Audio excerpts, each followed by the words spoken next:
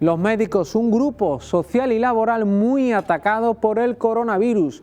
Tendremos hoy a través de videollamada a José Antonio Marcos, farmacéutico hospitalario que ha pasado la enfermedad. También vamos a hablar con un forense, Nicanor Sabín, forense en Málaga, que nos dirá los motivos por el que se ha tardado tantísimo tiempo en realizar autopsia a fallecidos por coronavirus. También vamos a hablar con Javier Mauri sobre cómo ha afectado a la familia el tema del confinamiento y si ha ayudado incluso a la conciliación familiar. También tendremos a nuestro amigo José Manuel García Bautista. Nos va a recordar algo que se cumple en 20 años, la madrugada de la Semana Santa en Sevilla del año 2000. ¿Qué pasó? ¿Se sabe algo a día de hoy, 20 años después? Todo esto será aquí, en Zona Oculta. Comienza ya.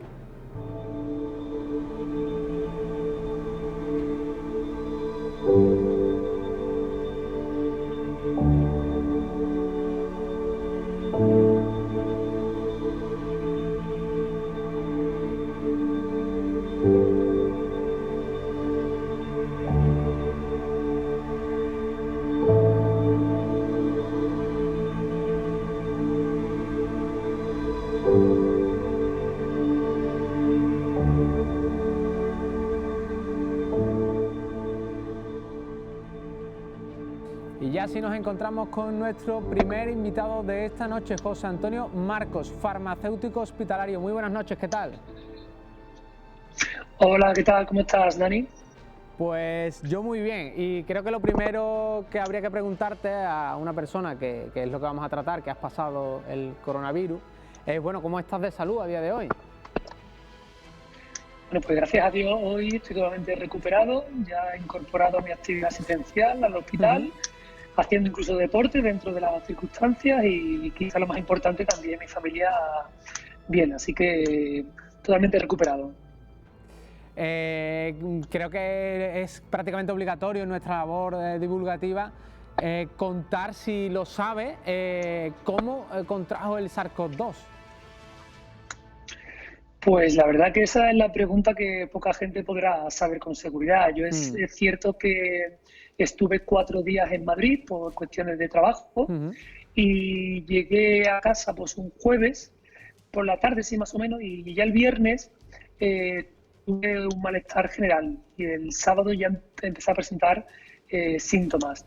Así que no lo sé, pero yo tengo casi la certeza de que fue allí en Madrid. No sé si en el AVE, en la estación, en la misma reunión, pero creo que fue allí. O sea, tu hipótesis es que fue en Madrid, claro, y evidentemente es muy difícil saber en qué momento, porque antes de hecho, bueno, no estábamos concienciados ni nada y claro, al final uno va por la calle, va en el AVE o va en el bus o en el taxi o lo que sea y acabas tocándolo todo y sin saberlo en cualquier lado, pues ahí podría estar el virus. Totalmente, además que en esa época ya Madrid estaba siendo un foco, Claro. pero claro, no teníamos esas recomendaciones y bueno, teníamos ciertos cuidados, pero no era como ahora. Entonces, bueno, yo llegué y la verdad que al presentar los síntomas, pues intuí, ¿no? Es verdad que al principio, pues no tenía claro que fuese el coronavirus porque salí a hacer deporte por allí por Madrid con poca ropa y hacía algo de frío y lo achaqué un poco a que podía ser, pues es un catarro, una gripe, por haber cogido frío. José Antonio, enseguida volvemos contigo. Estamos ya con nuestro próximo invitado, Javier Mauri, neuropsicólogo. Amigo, muy buenas noches, ¿qué tal? Hola, muy buenas noches, Dani. Pues muy bien y encantado de volver a estar aquí. Hoy vamos a hablar de algo que nos hacían llegar a través de las redes sociales y es algo muy curioso, y es preguntarte como psicólogo si esto del confinamiento ha ayudado de alguna manera a la conciliación familiar, es decir, si la cuarentena ha ayudado a conocernos mejor, a pasar más tiempo, eso es evidente, con nuestra familia. Sí, que duda cabe que esta situación de confinamiento pues ha puesto muchas cosas en su sitio. Lo que pasa que lamentablemente pienso que el coste que hemos tenido que pagar, el precio que hemos tenido que pagar es un precio demasiado alto. No solo el número de muertes, que sea cual sea, siempre siempre es una malísima noticia, son muchas tragedias, pero es que ha tenido que parar un sistema social y ha tenido que parar toda una economía. Luego, entonces pienso que una de las consecuencias positivas que podemos sacar es que la familia no podemos tener unas prioridades como las que teníamos anteriormente, antes de la pandemia. Tenemos que sacar otras conclusiones que nos tienen que llevar a otro sistema de valores y a otro sistema de prioridades. Lo que ocurre es que lamentablemente el precio que hemos tenido que pagar para darnos cuenta, para tomar conciencia de esto, porque esto ya se sabía que la familia no avanzaba demasiado bien debido al estrés laboral que sufríamos, pero de esto vamos a tener que sacar otra jerarquía de aspiraciones, de metas, objetivos y, por supuesto, de prioridades. Javi, no sé si como se ha asegurado incluso en este programa, lo hemos hablado ya, en otros medios también lo hemos podido leer, que esto nos va a cambiar totalmente, esto va a cambiar a la sociedad tal y como la conocemos o tal y como la conocíamos anteriormente, lo va a cambiar radicalmente. No sé si eso va a ser así o hay otras hipótesis de que esto se nos va a olvidar, de que la memoria del ser humano es muy corta y esto además se ha podido demostrar incluso con algunas imágenes de estos días, del domingo sobre todo, cuando todo parecía que volvía a la normalidad y tal, y parece que a algunos se le había olvidado todo. No sé cuál de las dos teorías mantienes tú y cuál crees que se va a aproximar más a la realidad que vamos a vivir en un futuro muy próximo. Si la de que por algún lado vamos a olvidarlo todo o si vamos a cambiar radicalmente. Bueno, yo siempre digo, y en consulta lo digo mucho, que los cambios rápidos suelen durar muy poco en el tiempo. Cambiar hemos cambiado, sí, que lo mantengamos ya es otra cosa diferente. ¿Por qué? Porque somos animales racionales, pero somos animales racionales de costumbres.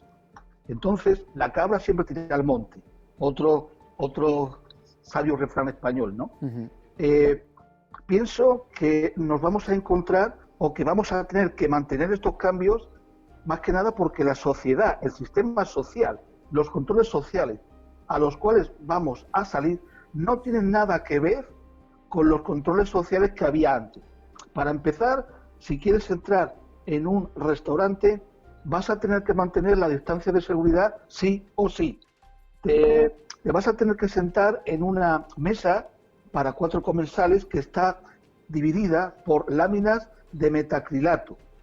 Y se acabó el tema de las cartas de menú en papel. Ahora todo se va a hacer a través de unas cartas digitales que van a enviar a tu número de móvil, con lo cual tendrás que darlo en el restaurante que vayas para enviarte un menú con un código QR.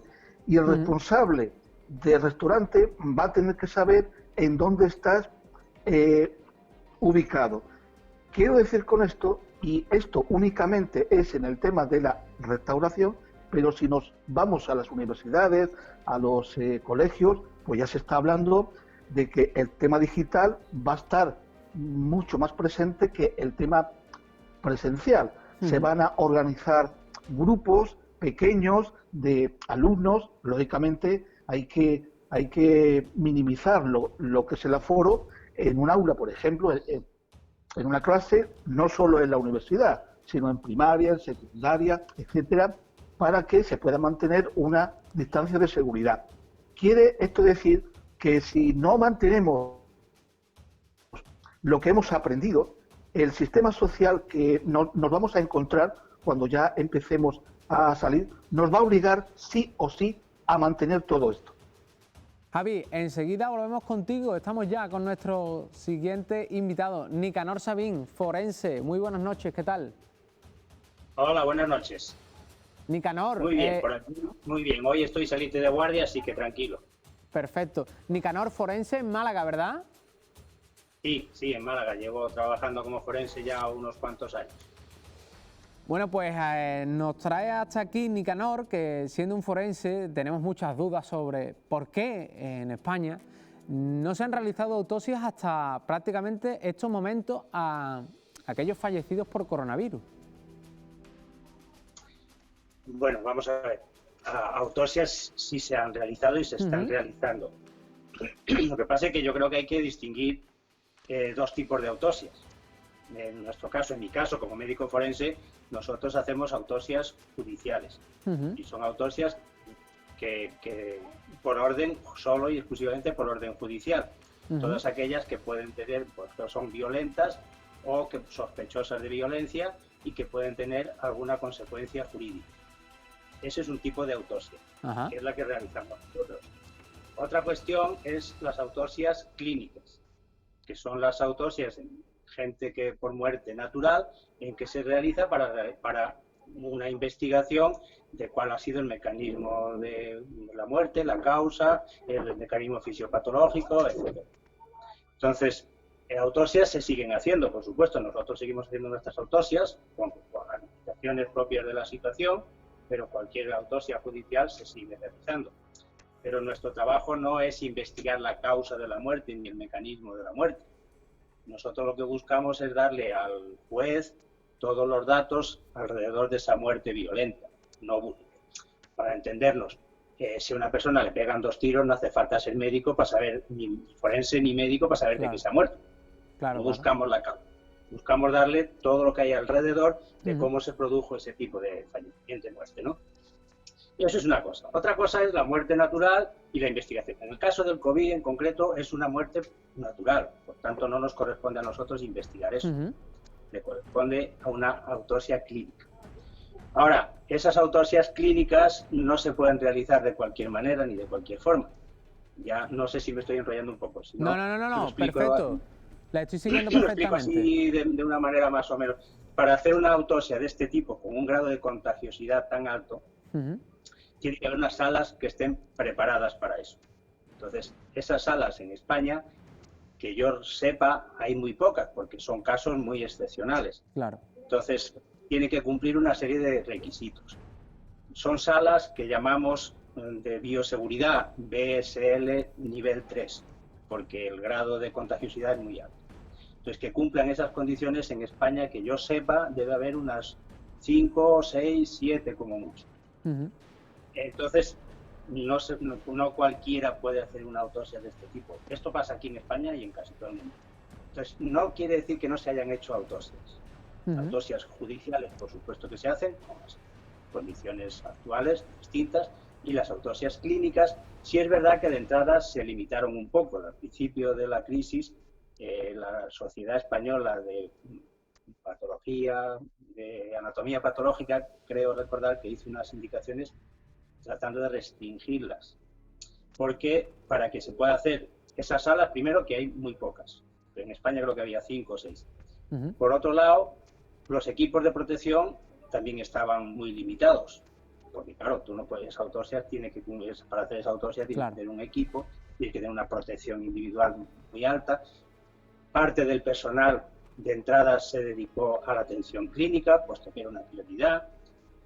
Los equipos de protección también se priorizaron la atención clínica, porque había pocos o no eran suficientes, y los hospitales estaban colapsados. Y que hay una serie de razones por las que se ha tardado en empezar a hacer autopsias clínicas. Como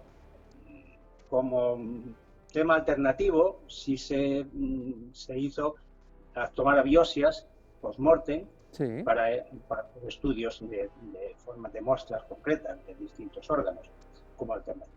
Y que yo sepa, desde hace unos 10 días o por ahí, se están realizando ya autopsias clínicas.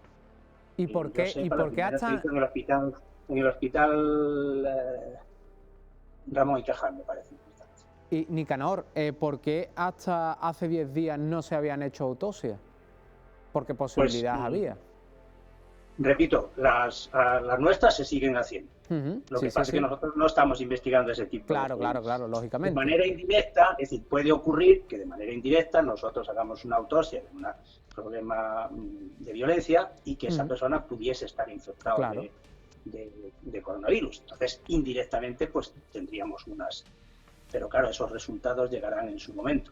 No vamos buscando directamente ahora ese. Entonces, eso pues tendrá su resultado y podremos aportar algo, que por nosotros todo lo que podamos aportar, pues encantados porque se pueda aportar. Pero el tema de las autopsias clínicas, pues ya lo he dicho. Primero, porque hay muy pocas salas. Segundo, porque hay los equipos del personal, casi todos se han dedicado de una manera casi inmediata a la atención clínica, que era lo más urgente, porque ya estaban colapsados. Después, porque esas salas tienen que tener unas características técnicas muy específicas. Tienen que tener una presión negativa de aire. Tienen que tener unos filtros especiales para el aire. Tienen que tener una ventilación exterior con renovación. En fin, luego los equipos. Luego tienes que tener un personal, que todo ese personal, que aparte del médico patólogo que haga la autopsia o los ayudantes, están los ayudantes de autopsia, están los de la limpieza, está el transporte del cadáver en las salas por donde tiene que pasar. Claro, todo eso es un riesgo de contagio alto, porque estás provocando aerosoles. Por ejemplo, tú tienes que abrir como el cerebro, para llegar al cerebro tienes que hacer una sierra de estas que utilizamos para abrir. Eso crea aerosoles, eso es una posibilidad de contagio muy alta. Esas personas tendrían que estar luego en observación durante 14 días, incluso en cuarentena, si tienes algún síntoma. Y con lo cual tendrías que tener otro equipo distinto durante otra semana, o 10 días o 15 días. En fin, que hay una serie de dificultades que tienes que valorar y que de entrada era muy complicado ponerse a hacerlas. Entonces, esto tanto en España como en cualquier otro país. A partir de hace 10 días o por ahí, que ya la presión clínica, la presión del coronavirus ha bajado un poco en los hospitales, sí se están haciendo con la autorización del director y cumpliendo esas salas. Creo recordar incluso que 2 de esas salas se dedicaron a modo de tanatorio para los cadáveres. A morgue, básicamente. Porque no había dónde colocarlos. Ahora mismo creo que hay 7 salas que están funcionando, que pueden realizar este tipo de autopsias y que ya se están haciendo.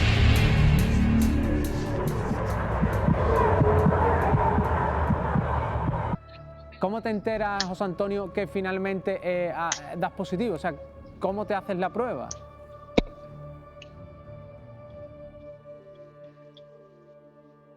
Pues la verdad, Dani, que me entero tarde, porque yo comienzo con los síntomas, como te digo, pues a principios de marzo, un sábado, y empiezo con una sintomatología muy común, como una gripe, con una febrícula que no aumenta más de 37,5, con dolor de cabeza, con dolores osteomusculares, pero que no va más. Entonces, pues la verdad que no le doy mayor importancia. Es cierto que los casos en Madrid ya estaban siendo importantes y siempre tenemos un poco pasa un poco como, ¿no será el coronavirus? ¿No será? Y bueno, no creo. Claro, al pasar los días y esta febrícula no se iba y no podría trabajar, pues ya me empecé a plantear, digo, a ver si iba a ser de verdad el coronavirus.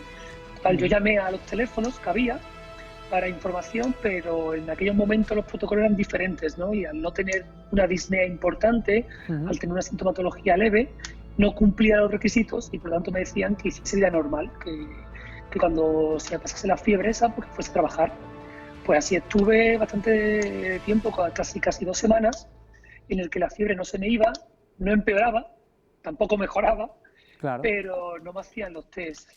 Es cierto que a los 5 días, el haber estado en Madrid, sí que pensaban que o lo pusieron como un criterio para hacer el test. Yo llamé y eso sería a los 5 o 6 días y me dijeron que sí, que llamarían el test en 24 o 48 horas. Lo que pasa es que fue ese fin de semana el boom de los casos aquí en España. Claro, que ya pues mi caso no era prioritario y tuve que esperar más, ¿no? Entonces fue quizá los 13 días cuando ya me llamaron del centro de salud de aquí cerca de casa, donde me dijeron que sí, que me iban a hacer la prueba, que pasase por allí, al ser personal sanitario, pues que me iban a hacer la prueba. Y pues eso, me enteré a los 13 días. Que de hecho ya ahí no tenía tanta sintomatología, sí que tenía tos. Y yo pensé que, digo, bueno, si lo he pasado, lo habré pasado ya, porque ya no me siento tan mal. Pero mi sorpresa fue que di positivo y tuve que esperar pues otros 10 días más para que hiciesen la otra prueba, para que ya finalmente sea negativa o no. O sea que finalmente has estado 20 y tantos días en cuarentena, entiendo, o al menos... Pues sí, estuve 24 días desde el inicio de síntomas. Las 2 primeras semanas, pues como te digo, Dani, conviviendo en casa. Es verdad que sin saberlo tomamos medidas, pues que dormía solo, comía apartado de la familia, me lavaba las manos, pero la convivencia sí que era en las habitaciones comunes. No tenía mayor... porque no me lo decían, ¿no? Fue a partir de cuando ya me dijeron que era positivo, cuando ya me fui a la habitación encerrado, pues el tiempo siguiente, ¿no?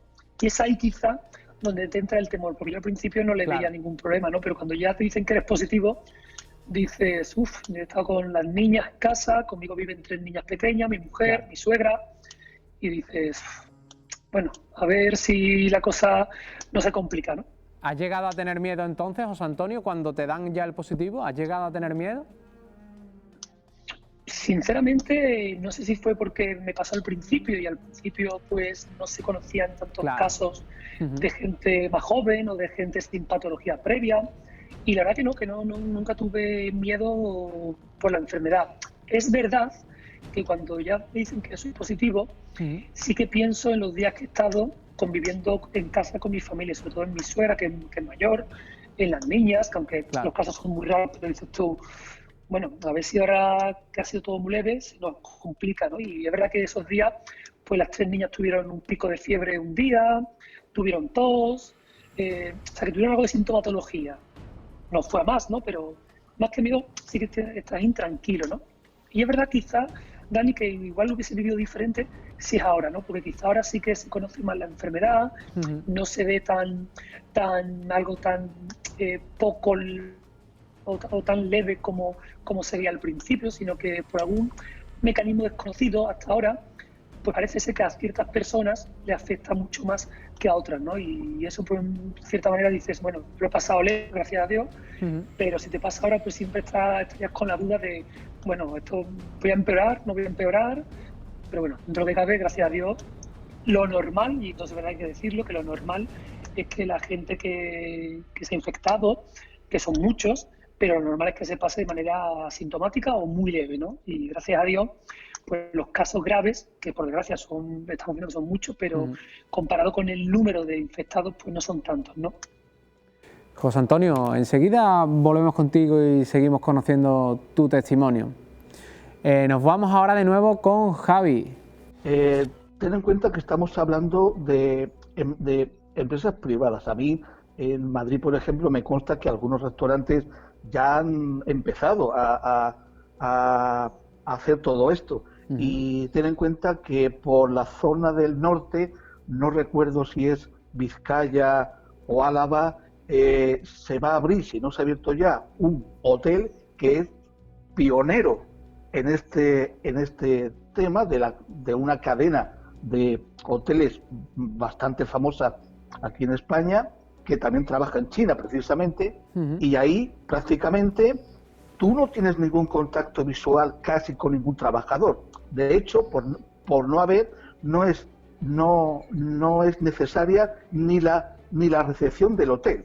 O sea que fíjate, el sistema social nos va a ir obligando a poner en práctica lo que hemos aprendido, a las buenas o a las malas. Javier, hablábamos anteriormente de la familia. Como psicólogo, no sé hasta qué punto son recomendables pasar horas en familia. Esto te hablo de antes de que pasara todo esto, porque esto ha cambiado totalmente. Entiendo que ahora hay familias conviviendo, si no 24 horas al día, 23, porque se puede salir una a la calle. No sé cuántas horas serían lo recomendable, volviendo a la conciliación familiar. Bueno, no hay un término medio, o sea, no se puede especificar horas porque cada persona tiene unas necesidades afectivas, emocionales, cognitivas, lo que muy concretas. Tampoco es lo mismo hablar de una familia que tienen hijos menores de 5 o 6 años a hablar de familias que tienen hijos pues que son adolescentes. No es lo mismo. Lo que sí es interesante es dosificar las cosas. Los extremos nunca han sido buenos. Ni seguir permitiendo que a tu hijo pequeño lo eduque una tablet o un teléfono móvil, que hemos confundido durante mucho tiempo un teléfono móvil con lo que no es ningún juguete, no es ninguna forma viable de pasar un entretenimiento, ni mucho menos tiene nada educativo, por lo menos si no está dirigido por un adulto.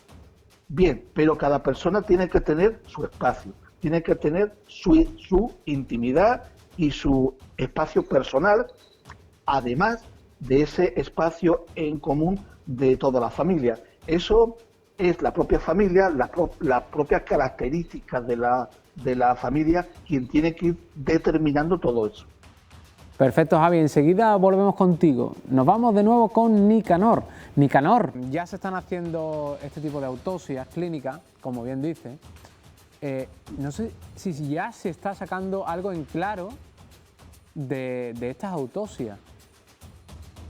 Hombre, vamos a ver, eso no es mi especialidad. Vamos, yo hago autopsias, pero son autopsias, las que he explicado, autopsias jurídicas, con repercusión jurídica, autopsias de patología.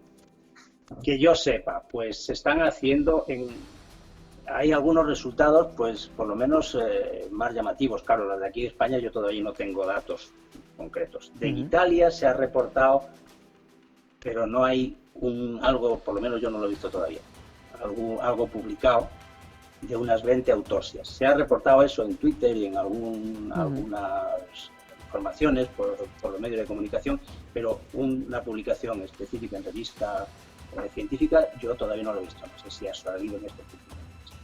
Se hablaba de 20 autopsias. En Estados Unidos sé que se han hecho algunas, pocas. Se estaban haciendo en Inglaterra, yo he leído algunas sobre 1 o 2. En China creo que hablan de 3 autopsias concretas, de tres casos concretos. Lo que sí se está, pues es que claro, esto va cambiando, yo diría casi de día a día, si no de semana en semana, de día en día. Entonces, claro, pues sí, se van investigando cosas, van apareciendo nuevas fisiopatologías de cómo funciona esto. Entonces, pues, no sé si ya veis, se ha salido en los medios de comunicación también, ¿no? Que no es solo una reacción del virus que ataca a las células, sino que hay una reacción inflamatoria, como una tormenta inflamatoria excesiva, que provoca muchas de las lesiones que estamos viendo tanto en los pulmones como en otros órganos. Entonces, algunas de esas autopsias, precisamente, lo que hablaban no es tanto una infección vía respiratoria, que la hay, sino hay una de las teorías que dice que en el hematíe lo que hace el virus es unirse al grupo N, que es de la hemoglobina que hay en los glóbulos rojos. Entonces, ese así de una manera más o menos lo más sencilla posible, eso lo que hace es destruir el glóbulo rojo.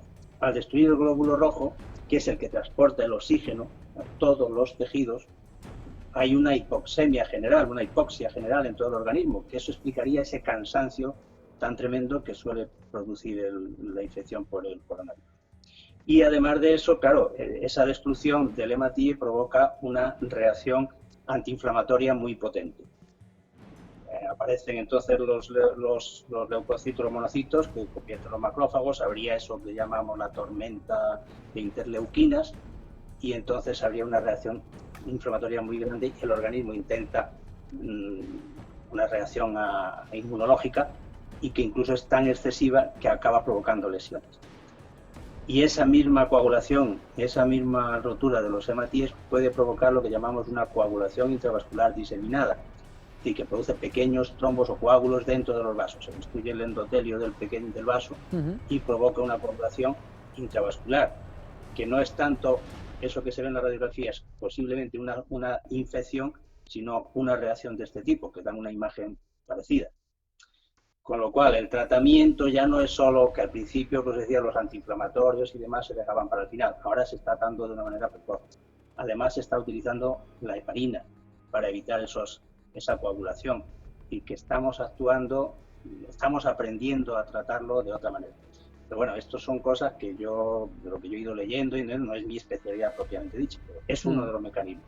El otro mecanismo pues sería que el virus entra en el sistema respiratorio, provoca la rotura de las células alveolares y se provoca una reacción inflamatoria y todo lo que eso lleva de infección y una dificultad, un distrés respiratorio importante. Yo creo que incluso se pueden combinar los dos procesos y que es posible que haya los dos procesos. En la vía respiratoria, porque es la vía fundamental por donde entra el virus, pero también puede actuar sobre la sangre y entonces eso se difunde en todos los órganos. Nicanor, no sé si lo que va quedando claro es que cada día que pasa sabemos más cosas sobre este virus.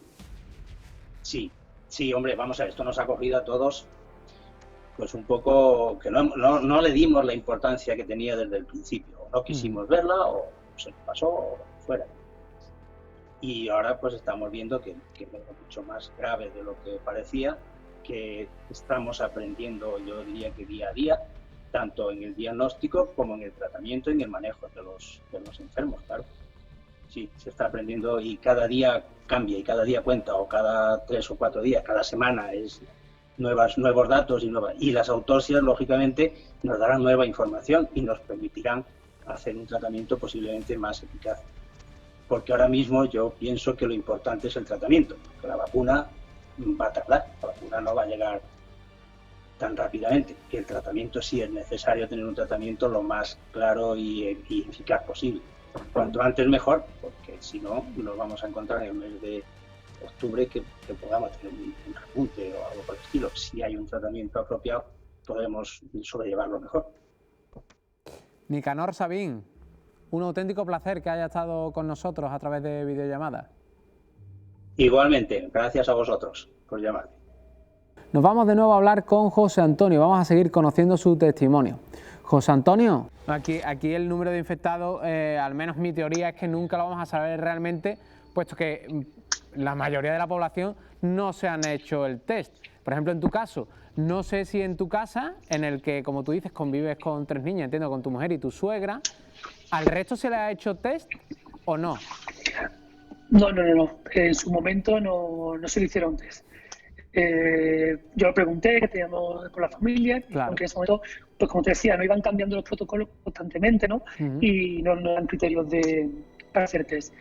Yo pienso, sinceramente, porque lo han pasado, porque la sintomatología que tuvieron fue muy leve, pero cuadraba un poco con la sintomatología y cronológicamente también, ¿no? Lo normal, pues eso, que sean cuadros muy leves o asintomáticos. Pero claro, es verdad que ya cuando está uno en el hospital, que conoce casos, que habla con compañeros y ve casos pues que antes se decía que eran siempre la gente mayor con comorbilidades, ¿no? Bueno, pues se ha visto que hay ciertas personas que sin tener ningún tipo de patología previa y siendo joven, pues que han tenido cuadros graves, ¿no? Entonces, claro, pues ante esa incertidumbre, pues no estás tranquilo del todo, ¿no? Pero bueno, gracias a Dios, bien ya, sin problema. Que eso es lo más importante, que a día de hoy estemos perfectamente. José Antonio, no sé si has vuelto ya al trabajo. ¿Has vuelto ya? Sí, yo estuve desde principios de marzo 24 días, en cuanto di negativo, pues ya me incorporé al hospital. Llevo ya prácticamente pues casi un mes trabajando en el hospital, sin problema ninguno. No sé si en tu caso te has vuelto inmune o no, porque también hay ciertas dudas sobre esto, sobre algunas personas que parece que lo vuelven a coger y tal. No sé si te ha dado en algún momento temor a volver a tu centro de trabajo, dado de que, bueno, los médicos pues soy un gran porcentaje dentro de los positivos, ¿no?, por coronavirus. No sé si tienes miedo a ir a tu centro de trabajo. La verdad que si te soy sincero, miedo nunca, al revés. En este tiempo que he estado en la habitación solo, tengo mucho tiempo para pensar, ¿no? Y la verdad, una de las cosas que quería era ir a trabajar, ¿no? Porque teníamos compañeros, bueno, en muchas unidades por las bajas estaban pasándolo un poco regular en cuanto a mucha carga de trabajo, y la verdad que sí que necesitaba ir a trabajar. Miedo no, es verdad que sí que pues, se toman medidas, el hospital no es como antes, nuestra vida no es como antes, es decir, simplemente ir al comedor, pues hay medidas de seguridad para no estar cerca unos a otros, lavado de manos. Entonces no, miedo no, quizá incluso siempre estamos, bueno, cuando estamos en plan coloquial con los compañeros, pues siempre me dicen, bueno, tú que ya eres de sangre azul, ¿no? Parece ser como que estás como inmunizado. Bueno, la verdad que no estamos seguros del todo, ¿no? Pero claro, miedo no, porque ahora mismo estamos en un momento en el que hay que seguir ahí y con las medidas higiénicas y teniendo la distancia, pues en un principio no debemos tener problema, ¿no? José Antonio, para ir finalizando, no sé si has tenido algún compañero que también haya pasado por este tránsito de dar positivo y demás. Pues mira, compañeros de trabajo del mismo servicio que yo, no. Han estado 2 compañeras en cuarentena por sintomatología, pero que se les confirmó que fueron negativos. Compañeros del hospital, sí, claro. En el hospital en el que trabajo pues, ha habido varios casos que hemos conocido. Gracias a Dios han sido todos leves. Conozco a compañeros también de otras comunidades que lo han pasado, no tan leve como yo, pero sin llegar a ser grave, ¿no? Pero sí, casos, claro que conocemos, lógicamente. José Antonio, pues muchísimas gracias por tu testimonio y creo que sobre todo queda ahí ese mensaje positivo, ¿no? De que también a muchos pues lo han pasado o lo habéis pasado y bueno, que estáis aquí, que la sintomatología no ha sido tan grave como muchas veces desde la tele misma se nos vende, ¿no? O sea, que todo no es tan grave. Sí, Dani, a mí si me permites, quizá el mensaje final sería ese, ¿no? Es verdad que con toda la sobreinformación que nos llega, ¿no? De las diferentes cadenas, con los casos, pues la verdad que yo siempre pensaba que la gente que no está vinculada al mundo sanitario, pues es verdad que lo que ve asusta, ¿no? Y es para asustarse porque son muchas muertes las que están ocurriendo, ¿no? Pero también hay que decir que mucha gente lo está pasando y lo pasa de manera sintomática y leve, y lo normal es que sea así. De todas maneras, es verdad que cuando se tiene esa sintomatología y va más grave, una disnea, pues evidentemente hay que ir al hospital o ponerse en contacto con el médico para que no vaya más, ¿no? Pues José Antonio, muchísimas gracias por tu testimonio. Gracias a ti, Dani. Un fuerte abrazo y saludos. Nos vamos de nuevo con Javier Mauri. Javi, ¿cómo se obtiene un espacio, no sé, para pasar un rato a solas y demás en una vivienda que sea pequeña y que vivan varias personas? Bueno, con un factor, con un elemento, con una herramienta cognitiva que es el sentido común, que por desgracia es el menos común de los sentidos. Siempre hay fórmulas de acuerdo para por ejemplo, diseñar o dedicar una parte de la casa que reúna ciertas condiciones para asegurar esa intimidad personal. Pues se pueden hacer turnos, se pueden hacer muchísimas cosas para poder aprovechar todo el espacio, eso sí, con otros criterios. Aquí lo importante no es tanto el espacio, sino los criterios que tú tienes que ir asumiendo para poder organizar ese espacio en función de las necesidades tuyas y de tu familia. Javi, ¿y familias que no se llevaran muy bien y que les haya venido esto, que también las habrá, evidentemente, qué recomendaciones se les puede dar? Que se comuniquen. Muchas veces confundimos comunicación con cosas que no lo son. Para que haya una comunicación tiene que haber una capacidad de escucha. Si no hay escucha que se basa en la humildad y en el respeto, no es viable ninguna fórmula de comunicación. Que hablen, que se escuchen, que analicen y que aprendan.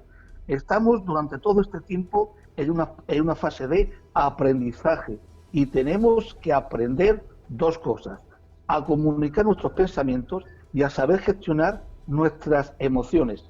Y ahora es un tiempo súper adecuado para poner en práctica muchísimas estrategias.